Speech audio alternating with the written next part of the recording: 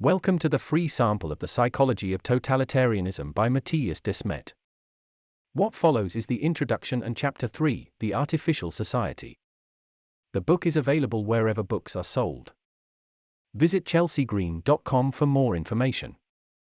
Click on the screen now to learn more. Introduction. To write a book about totalitarianism, the idea first occurred to me on November 4, 2017. Or rather, it first appeared then in my scientific diary, a notebook I used to scribble down anything that might be useful for a later article or book. At the time, I was staying at a chalet in the Ardennes owned by a couple of friends.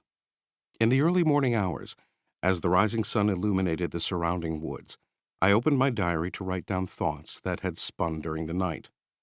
Perhaps it was the peace and quiet of the natural environment that made me more sensitive than usual.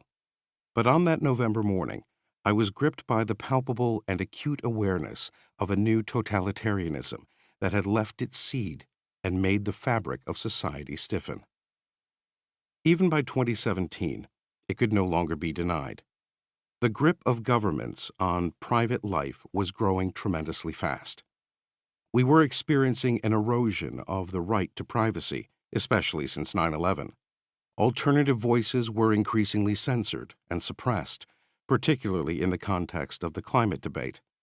The number of intrusive actions by security forces was rising dramatically, and more. It was not only governments behind these developments, however. The rapid emergence of woke culture and the growing climate movement was giving rise to the call for a new, hyper-strict government that emerged from within the population itself. Terrorists, climate changes, heterosexual men, and, later, viruses were considered too dangerous to be tackled with old-fashioned means. The technological tracking and tracing of populations became increasingly acceptable and was even deemed necessary. The dystopian vision of the German Jewish philosopher Hannah Arendt loomed at society's horizon. The emergence of a new totalitarianism, no longer led by flamboyant mob leaders such as Joseph Stalin or Adolf Hitler, but by dull bureaucrats and technocrats. That November morning, I drafted the blueprint for a book in which I would explore the psychological roots of totalitarianism. At the time, I wondered, why did totalitarianism as a form of statehood emerge for the first time in the first half of the 20th century? And moreover, what is the difference between it and the classical dictatorships of the past? The essence of this difference, I realized, lies within the field of psychology. Dictatorships are based on a primitive psychological mechanism, namely on the creation of a climate of fear amongst the population, based on the brutal potential of the dictatorial regime. Totalitarianism, on the other hand, has its roots in the insidious psychological process of mass formation. Only a thorough analysis of this process enables us to understand the shocking behaviors of a totalitarianized population, including an exaggerated willingness of individuals to sacrifice their own personal interests out of solidarity with the collective, i.e., the masses, a profound intolerance of dissident voices, and pronounced susceptibility to pseudoscientific indoctrination and propaganda. Mass formation is, in essence, a kind of group hypnosis that destroys individuals' ethical self-awareness and robs them of their ability to think critically. This process is insidious in nature. Populations fall prey to it unsuspectingly. To put it in the words of Yuval Noah Harari, most people wouldn't even notice the shift toward a totalitarian regime. We associate totalitarianism mainly with labor, concentration, and extermination camps. But those are merely the final, bewildering stage of a long process. In the months and years after I made these initial notes, more and more references to totalitarianism appeared in my diary. They spun into longer and longer threads that organically connected with other areas of my academic interests. For example, The psychological problem of totalitarianism touched upon a crisis that had erupted in the scientific world in 2005, a theme that I explored extensively in my doctoral dissertation. Sloppiness, errors, biased conclusions, and even outright fraud had become so prevalent in scientific research that a staggeringly high percentage of research papers, up to 85% in some fields, reached radically wrong conclusions. And the most fascinating thing of all, from a psychological point of view, most researchers were utterly convinced they were all conducting their research more or less correctly. Somehow, they failed to realize that their research was not bringing them closer to the facts, but instead was creating a fictitious new reality. This, of course, is a serious problem, especially for contemporary societies that place their faith in science as the most reliable way of understanding the world. Furthermore, the foregoing problem is directly related to the phenomenon of totalitarianism. In fact, this is precisely what Arendt exposes. The undercurrent of totalitarianism consists of blind belief in a kind of statistical, numerical, scientific fiction that shows radical contempt for facts. The ideal subject for a totalitarian rule is not the convinced Nazi or the convinced communist, but people for whom the distinction between fact and fiction and the distinction between true and false no longer exist. The poor quality of scientific research reveals a more fundamental problem.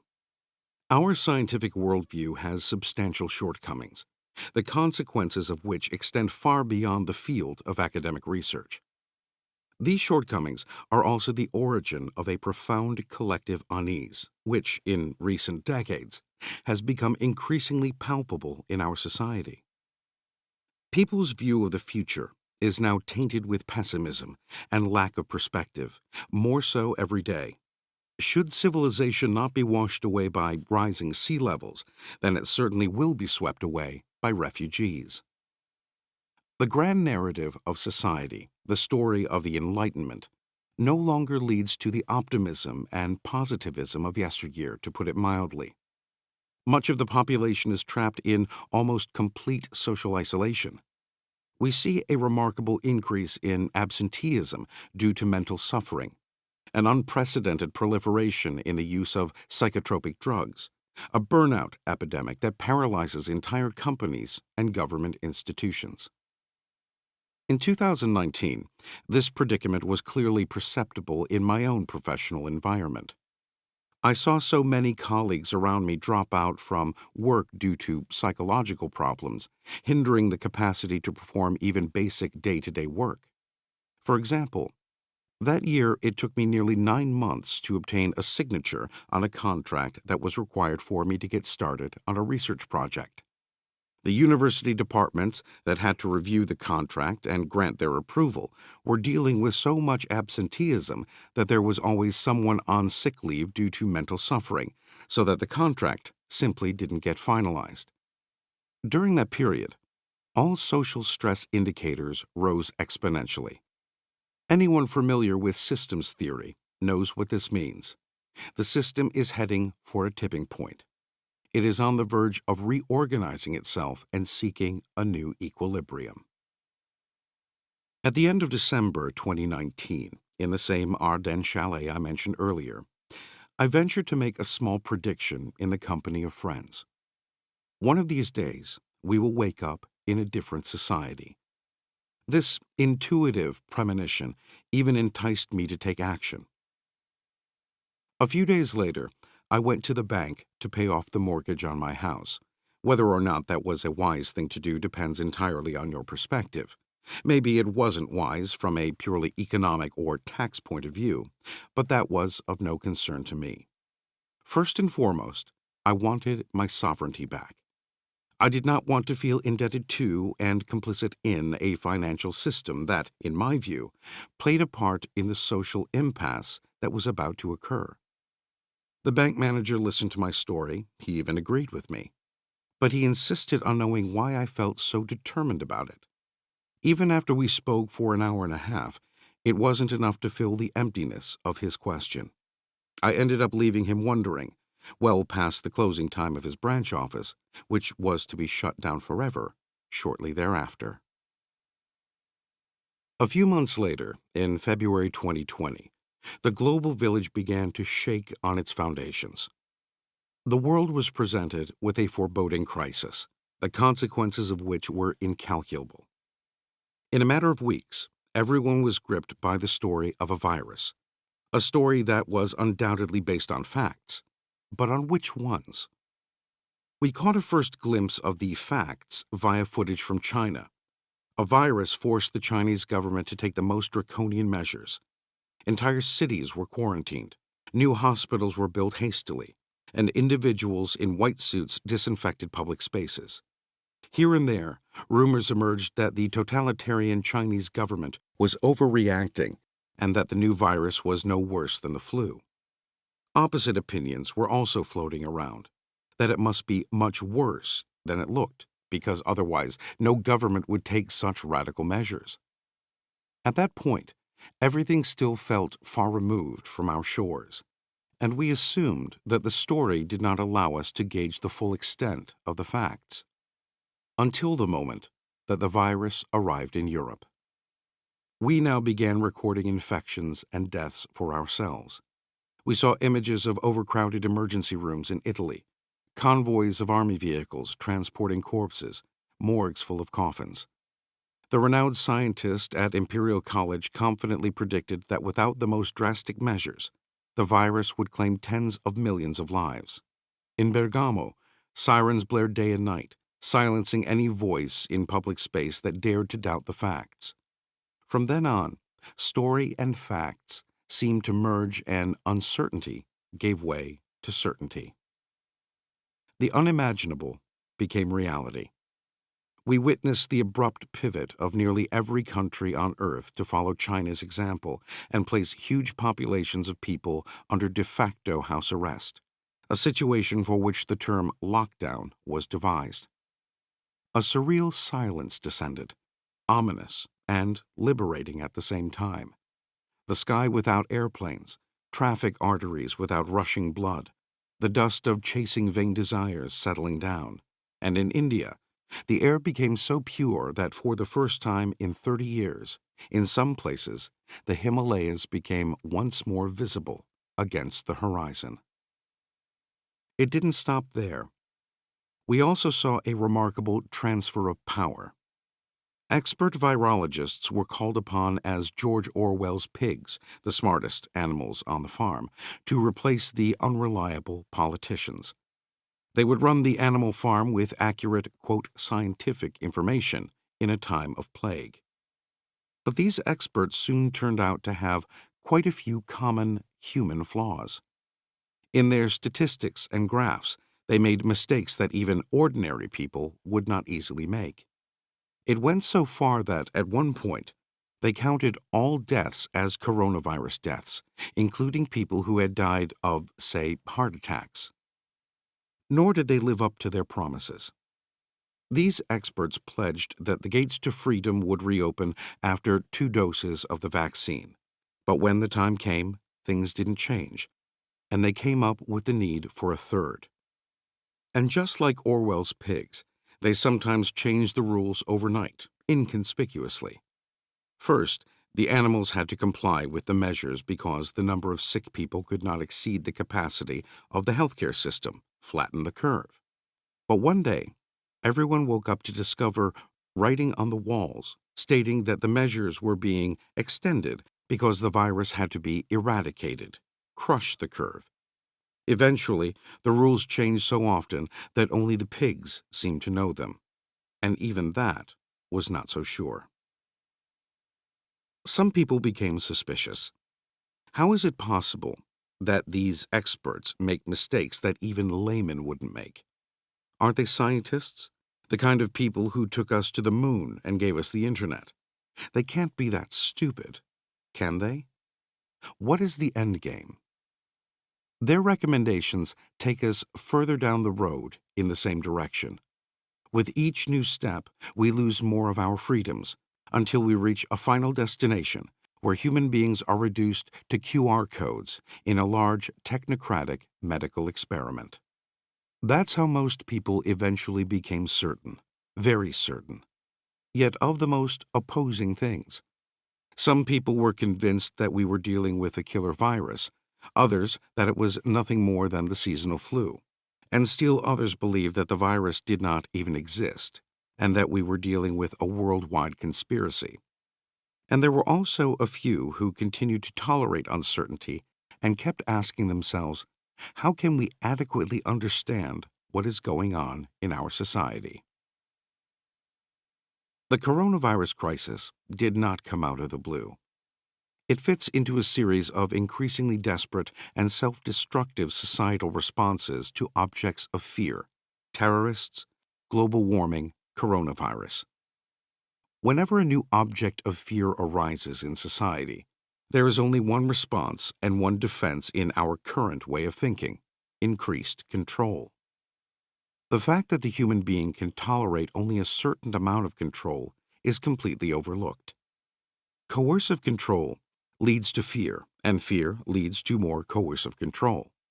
Just like that, society falls victim to a vicious circle that inevitably leads to totalitarianism, which means to extreme government control, eventually resulting in the radical destruction of both the psychological and physical integrity of human beings.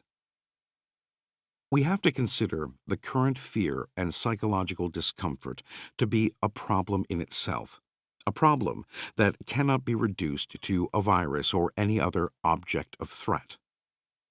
Our fear originates on a completely different level, that of the failure of the grand narrative of our society. This is the narrative of mechanistic science, in which man is reduced to a biological organism, a narrative that ignores the psychological, symbolic, and ethical dimensions of human beings, and thereby has a devastating effect at the level of human relationships. Something in this narrative causes man to become isolated from his fellow man and from nature. Something in it causes man to stop resonating with the world around him. Something in it turns the human being into an atomized subject. It is precisely this atomized subject that, according to Arendt, is the elementary building block of the totalitarian state. Totalitarianism is not an historical coincidence. In the final analysis, it is the logical consequence of mechanistic thinking and the delusional belief in the omnipotence of human rationality. As such, totalitarianism is the defining feature of the Enlightenment tradition. Several authors have postulated this, but it hasn't yet been subject to a psychological analysis. This book fills that gap. We will analyze the symptom of totalitarianism and situate it within the broader context of the social phenomena from which it forms a part. Part 1, chapters 1 to 5, covers how the mechanist materialist view of man and the world creates the specific social psychological conditions in which mass formation and totalitarianism thrive. Part 2, chapters 6 to 8, details the process of mass formation and its relationship to totalitarianism. Finally, Part 3, chapters 9 to 11, investigates a way to transcend the current condition of man and the world, so as to render totalitarianism superfluous. As a matter of fact, Part 1 and Part 3 of this book only marginally refer to totalitarianism. It is not my aim with this book to focus on that which is usually associated with totalitarianism: concentration camps, indoctrination, propaganda, but rather the broader cultural historical processes from which totalitarianism emerges. This approach allows us to focus on what matters most. Totalitarianism arises from evolutions and tendencies that take place in our day-to-day lives. Ultimately, this book explores the possibilities of finding a way out of the current cultural impasse in which we appear to be stuck. The escalating social crises of the early 21st century are the manifestation of an underlying psychological and ideological upheaval, a shift of the tectonic plates on which a worldview rests. We are experiencing the moment in which an old ideology rears up in power one last time before collapsing. Each attempt to remediate the current social problems, whatever they may be, on the basis of the old ideology will only make things worse. One cannot solve a problem using the same mindset that created it. The solution to our fear and uncertainty does not lie in the increase of technological control.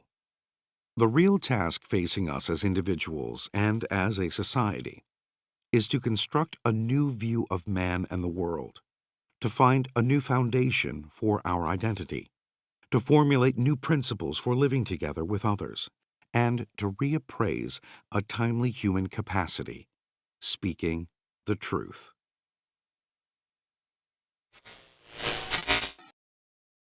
Chapter 3. The Artificial Society. What is the endgame of mechanistic ideology? To answer this question, we must return to the Cathedral of Pisa, where the eyes of 17-year-old Galileo Galilei follow a swinging lamp. With his youthful openness and curiosity, Galileo sees something that countless eyes had never noticed. Whether the pendulum makes a long or a short swing, the time it takes to swing hence and forth is always the same. Upon closer analysis, this makes sense. Long swings start from a higher position, and as the object begins its downward motion, it accelerates in its path. Shorter swings start from a lower position, and as the object begins its downward motion, it accelerates less. The speed at which the pendulum travels on its path is directly proportional to the length of the arc it makes, and therefore the movement of the pendulum always lasts the same amount of time. Galileo's discovery was brilliant, no doubt, but it wasn't quite right. Christian Huygens noticed something when he was building his pendulum clocks. If he attached several clocks to the same wall, their pendulums would eventually move in a perfect simultaneous manner. He couldn't help but conclude that somehow the clocks were in communication with one another. Huygens assumed, rightly as it turned out, that the vibrations of the pendulums spread through the wall, causing small deviations in duration that, in a way that is difficult to understand, eventually cause the pendulum movements synchronize. That is to say, pendulums are more complex than Galileo's simple law suggests. Apparently, they have the ability to adjust their movements under the influence of their environment. Precision measurements of the duration of motion confirm Huygens' view, at least to the following extent. Contrary to what Galileo thought, pendulums do not always swing for exactly the same amount of time. Sometimes it takes just a little longer, sometimes just a little less time to complete its movement. And this also turned out to be the case if a pendulum is swinging in an isolated state, without the process of synchronization. The swing's durations are not exactly the same. Initially, these deviations were dismissed as a form of insignificant noise. The irregularity in the pendulum was believed to be the result of coincidental mechanical factors, such as changes in surrounding airflow or the chain twisting. It took until the second half of the 20th century to discover that this was not correct. These apparently random deviations form a pattern that can be described with a mathematical formula, but is nevertheless strictly unpredictable. Pendulums have the characteristic of deterministic unpredictability, which we will revisit in Chapter 9.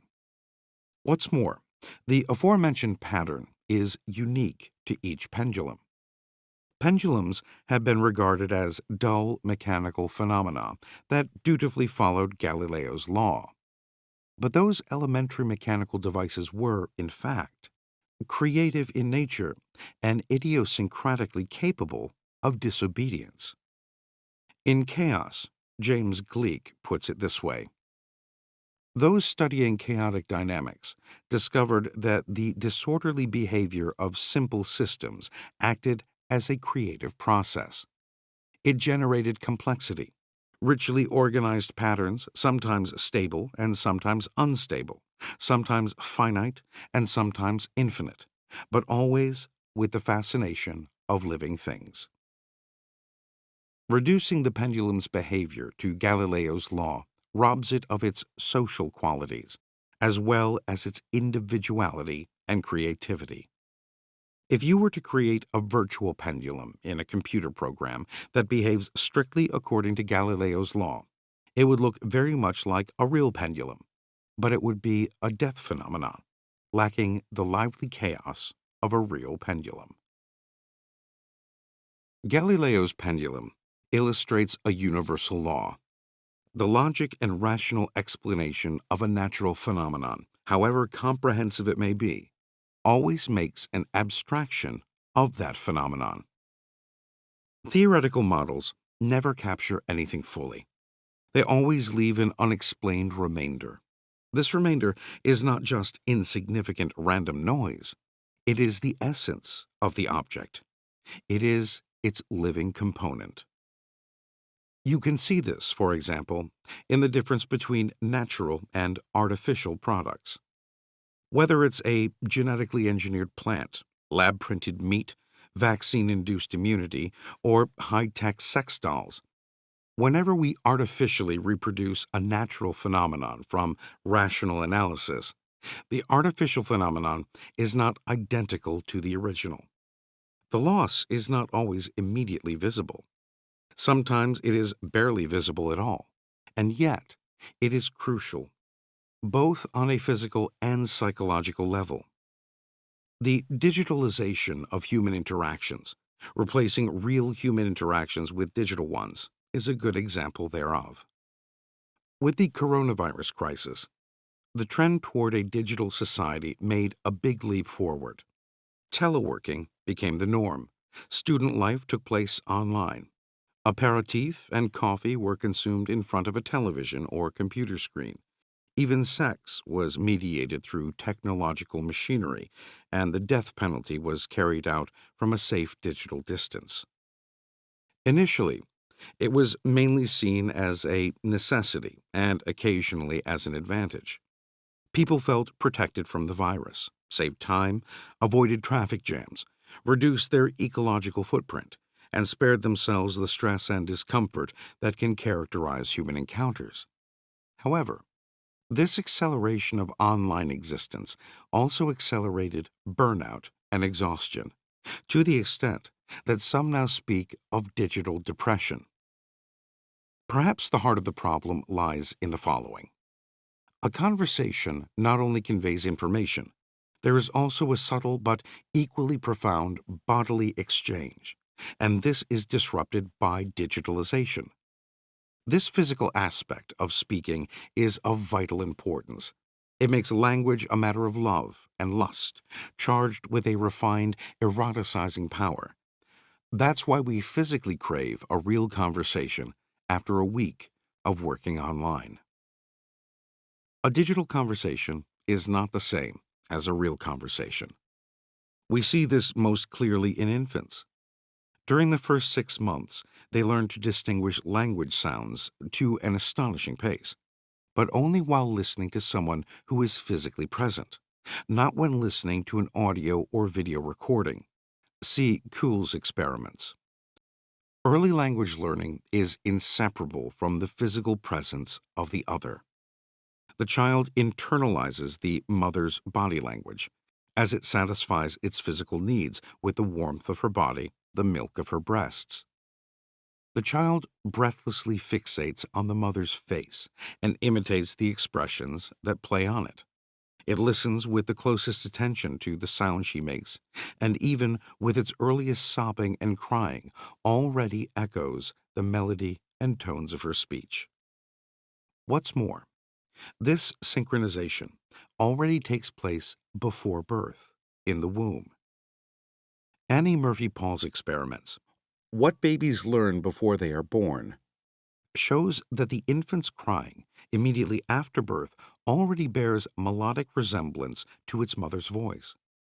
And if a newborn listens to its mother's voice through the headphones while nursing on the left breast, and someone else's voice while nursing on the right, it will begin nursing significantly more on the left. The conclusion is inescapable. The child has already become familiar with its mother's voice in the womb. Life in the womb has predestined it to resonate with that specific voice. After birth, the child further develops this primal resonance. This doesn't happen haphazardly. The child achieves a kind of symbiosis with the mother through its creative imitations of her sounds and facial expressions. In this way, it will feel what she feels. As it takes on its mother's happy expression, it also feels her joy. If it takes on her sad expression, it shares in her unhappiness. Something similar applies to the exchange of sounds. In the clinking and clanging of the mother's language trembles the well and woe of her being, and the child who imitates that language resonates with it on the same psychological wavelength. This early resonance between child and its social environment leads to a unique phenomenon. The young child's body gets loaded with a series of vibrations and tensions that become embedded in the deepest and finest fibers of its body. They form a kind of body memory that not only programs the function of the musculature, glands, nerves, and organs, but also predisposes the child to certain psychological conditions or disorders. The human body is, in the most literal sense, a stringed instrument. The muscles that span the skeleton, the body's other fibers, are put on a certain tension in early childhood through imitative language exchanges. This tension determines with which social phenomena one will resonate. It determines the frequencies to which one will be sensitive in later life.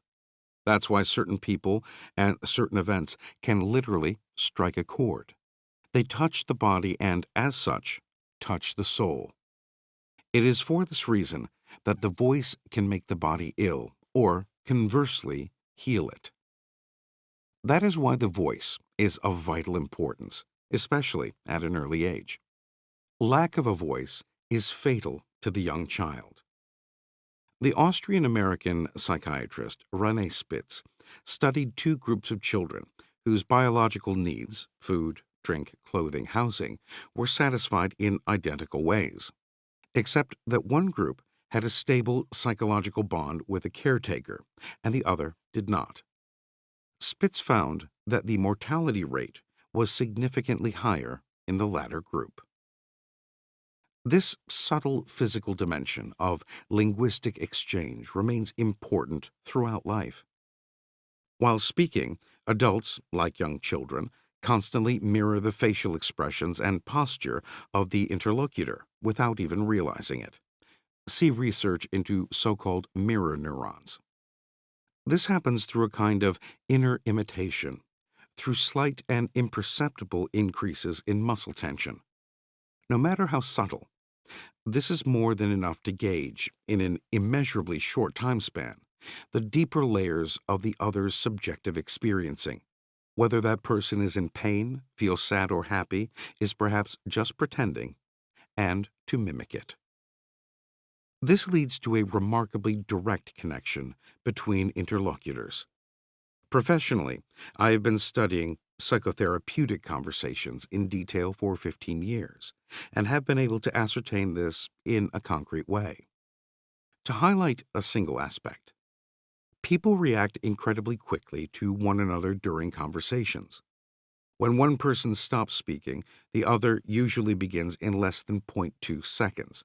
The response time to a traffic light is on average 5 times longer. And this happens even if the speaker doesn't finish his sentence, so that the other person cannot possibly predict when he will stop on the basis of the semantic structure of the sentence. When people talk to one another, they sense each other very sharply because they perceive the slightest changes in intonation, voice timbre, facial expression, body position, rate of speech, and so on. Like flocking starlings, they form one organism. They are connected with one another through a psychic membrane that transfers the slightest ripple in body and soul. In every exchange of words, no matter how trivial, people show themselves to be perfect dance partners. They are subtly united through the eternal music of language. We make love more often than we realize. This complex phenomenon degrades when digitized.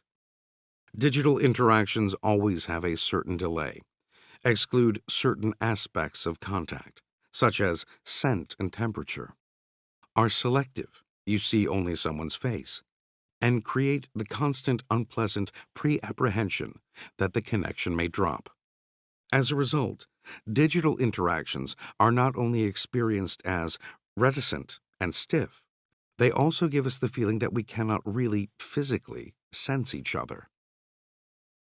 In the words of workplace leadership expert Gianpiero Petriani, in digital interactions, our minds are tricked into believing that we are together, but our bodies know that we are not. What's so exhausting about digital conversations is being constantly in the presence of the other person's absence. From here, we see a direct association between digitalization and depression. In classical psychoanalytic theory, depression is associated with the frustrating experience of helplessness induced by the passivity or absence of a loved one, usually a parent, in childhood. Subsequently, you pay the other with the same currency. You yourself become passive, i.e. depressed. Digital connection leads to a similar dynamic. You feel helpless with respect to another, whom you experience as absent and unreachable, and react with frustration and passivity, i.e., feeling exhausted.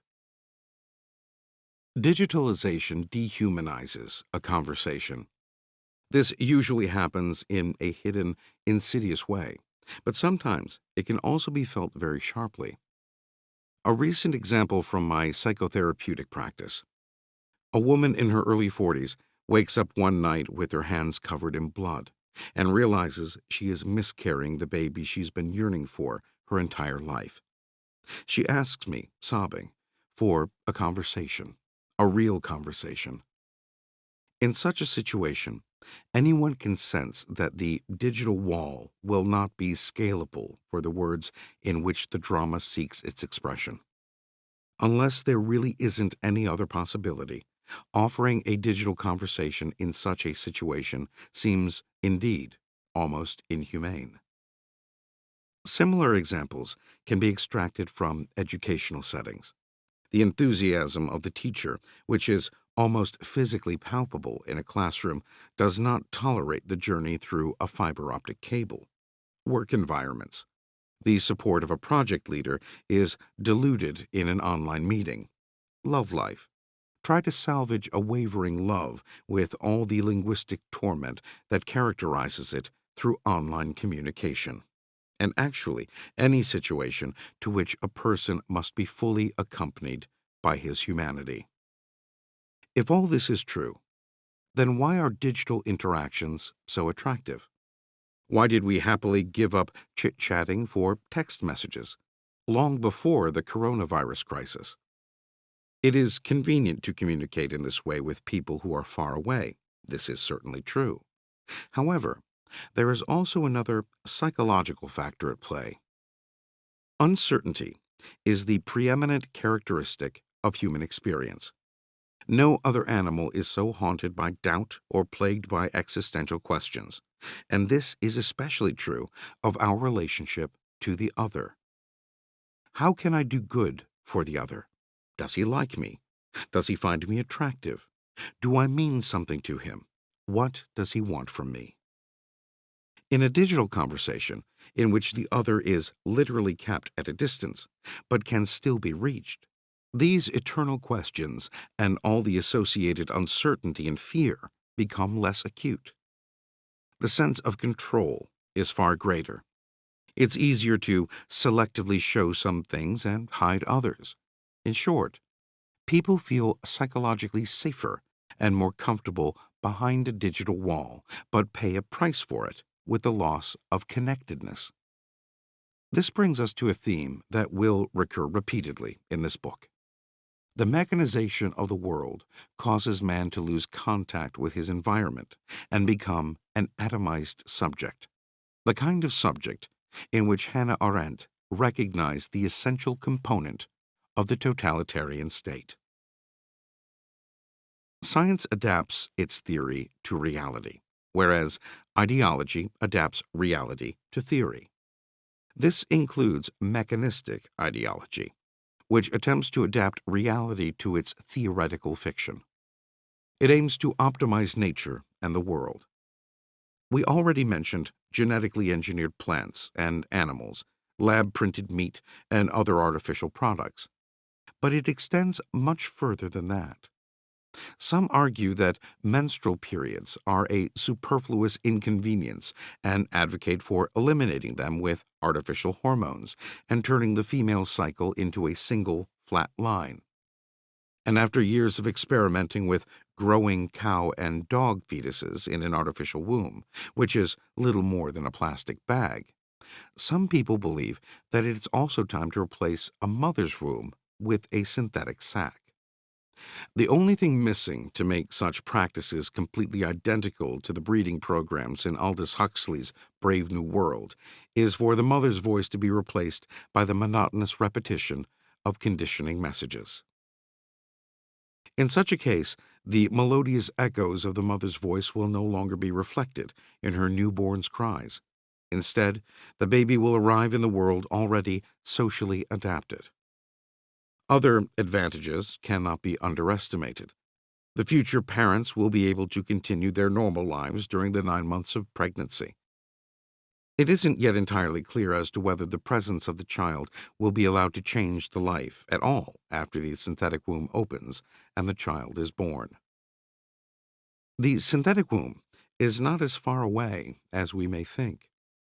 The only thing required to persuade a society that is gripped by the mechanistic ideology is a slew of experts daily presenting statistics and data in the media, informing us that artificial wombs protect fetuses a few percentage points better against viruses and pathogens than the not-so-sterile mother's body. Within this logic, anyone who chooses natural pregnancy will be considered unfit as a parent. Such people would expose their child to unnecessary risks even before birth. Whether dissident voices could override such logic remains to be seen. Life itself can be defended only in terms of metaphor and poetry, yet these usually sound less loud than the monotonous droning of mechanistic arguments. These trends fit within the broader vision of an ideal society. Institutions that preoccupy themselves with the society of the future, such as the World Economic Forum, consider it a matter of course that the world will move toward a digicosm, a society in which human life is mainly conducted online. Strangely enough, the 21st century environmental movement is following this trend in lockstep. Insofar as it travels the eco-modernist route, it aims to save nature by protecting it from man. In those terms, living in the countryside is a crime. Just like lighting a wood stove and eating a piece of real, read not lab-printed, meat. Within such logic, the ideal life is spent indoors on an intravenous drip. The fact that man and nature form a mystical unity and can exist in harmony is considered to be a romantic and unrealistic idea, even downright dangerous, considering the pressing issue of the climate change. This social vision tends to intersect with so-called transhumanism. This is a contemporary iteration of the mechanistic ideology that considers it desirable, even necessary, that future humans merge physically and mentally with machines. Transhumanists want to replace the chaos of writhing bodies with a strictly technological internet of bodies. To this end, bodies have to be saturated with microchips and be monitored via a powerful internet. Once this is achieved, it will not only be possible to fight crime and sexual harassment more efficiently than ever before, but also to carry out genetic correction and preventative medicine through the collection of biometric data and replacing the body's natural resilience with vaccine-generated artificial immunity. Even the human mind would benefit from these developments. In 2020, Elon Musk announced that within 5 years, we will no longer need clumsy human language, that source of eternal misunderstandings, because he will provide a microchip that can be built into the brain and that will allow humans to communicate via flawless digital signals. What follows should come as no surprise. Within this utopia, they also want to control weather conditions, that source of angst for farmers worldwide since time immemorial, by means of radical mechanical technological means. Such measures are considered indispensable due to global warming, and the technologists believe they can do so. For example, they can obscure the sun by placing smart mirrors between the Earth and the sun, by launching sulfate clouds from rockets, or by detonating chalk bombs in the stratosphere. Mechanistic ideology always lives on credit. In the future, once perfect knowledge has been achieved and perfect technology has been mastered, it will translocate the man-machine into paradise. Yet for now, it mainly makes people sick and depressed. The triumphant music of the mechanistic ideology always contains a discordant note. If we know anything by now, it's that the achieved convenience always comes at a price, and that price usually becomes apparent only after it's too late. The fluorine compounds in Teflon pans and the PFAS in water-repellent raincoats turns out to be carcinogenic. So is the ethylene oxide used in hundreds of everyday products. The connection between chemicals and chronic, non-infectious degenerative diseases, the so-called diseases of civilization, is basically well known, but that doesn't stop or redirect the relentless drive to push civilizing further down the road. The greater the impact of mechanistic science on the world, the more it becomes clear that we're creating problems for which we can hardly find a solution. The ever-thickening plastic soup in the oceans and the nuclear waste that remains active for hundreds of thousands of years are just a few examples. Those problems were, in principle, clear from the start to those who had eyes to see it. In the 18th century, the British painter and poet William Blake, for example, already had a keen sense of the destructive and dehumanizing nature of the mechanization of the world. In a sense, his entire oeuvre testifies to it. Unfortunately, he was, and remains, an exception. Why is mankind so hopelessly seduced by mechanistic ideology? Partly because it's under the influence of the following illusion: that one is able to remove the discomforts of existence without having to question oneself at all. This is best illustrated by modern medicine. The cause of suffering is typically traced to a mechanical defect in the body or to an external entity, such as a pathogenic bacterium or virus.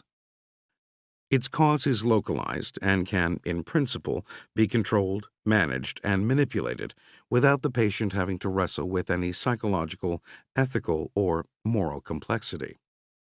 A pill helps you get rid of your problems. Plastic surgery frees you from your complexes without having to question the origin of your shame and embarrassment.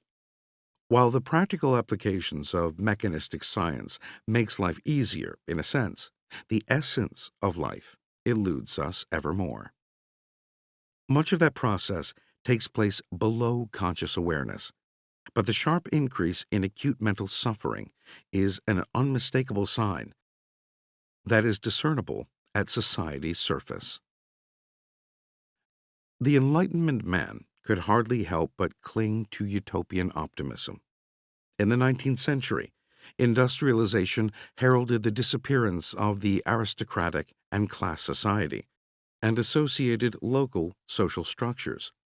Man tumbled out of his social and natural context, and as he fell, meaning dropped away too. In this disenchanted mechanistic world, Max Weber, life became meaningless and ateleological. The machinery of the universe runs without meaning or purpose, and religious frames of reference also lost coherence. Anxiety and unease, once tied to the oppression and abuse of the aristocracy and clergy, began to drift ineffably around the human soul. Frustration and aggression, once held in check by fear of hell and the Last Judgment, proved increasingly easy to mobilize. The prospect of an afterlife dwindled and was readily replaced by belief in an artificially created, mechanistic, scientific paradise. It is here that we, together with Hannah Arendt, situate the undercurrent of totalitarianism, a naive belief that a flawless humanoid being and a utopian society can be produced from scientific knowledge. The Nazi idea of creating a purebred Superman based on eugenics and social Darwinism, and the Stalinist ideal of a proletarian society based on historical materialism are prototypical examples, as is the current rise of transhumanism. When we hear about such ideologies, we like to believe that they are the products of deranged minds. This is a misconception. Plato, for example, found eugenics a commendable practice that had a place in his ideal state. And the 20th century taught us that this practice does indeed lead to certain successes. The systematic abortion of fetuses with genetic predispositions to thalassemia in Cyprus resulted in this hereditary blood disease almost completely disappearing from the island. We have to seriously ask ourselves the following question: why not follow the principles of eugenics? As a social strategy, it can be rejected on purely ethical grounds, but it is crucial that we also be capable of rejecting it on rational grounds.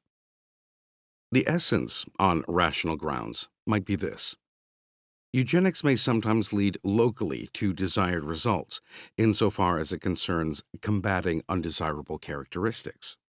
From an overall point of view, however, it has more disadvantages than advantages. Government regulation of the intimate sphere leads to psychological despair and, ultimately, to a decline in physical health. We will further elaborate on this theme in the final chapters. Even within the context of an ideology that would make physical health its ultimate goal, eugenics is a questionable strategy that ignores the complexity and subtlety of the human being. As Hannah Arendt states, totalitarianism is ultimately the logical extension of a generalized obsession with science, the belief in an artificially created paradise. Science has become an idol that will magically cure the evils of existence and transform the nature of man. In the next chapter, we will delve more deeply into one of the core features of both the mechanistic and totalitarian discourse, a naive belief in the measurability of reality and the excessive use and misuse of data and statistics. The book is available wherever books are sold. Visit chelseagreen.com for more information. Click on the screen now to learn more.